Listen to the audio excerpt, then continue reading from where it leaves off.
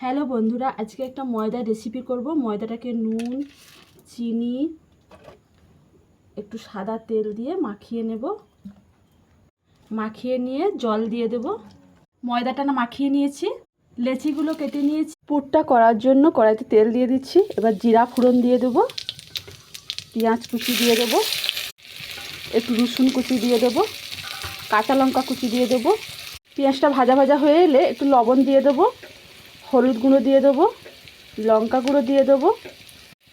এবার ফাটানো ডিমটা দিয়ে দেবো, এতে সিদ্ধ করা আলুটা দিয়ে দেবো। মশলাটাকে ভালো করে কষিয়ে নেব।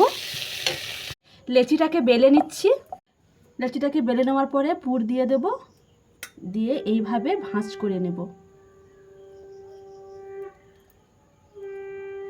কড়াইতে তেল দিয়ে দিচ্ছি, এবার তেলে ভেজে নেবো এগুলো। খাবারটা হয়ে গেছে।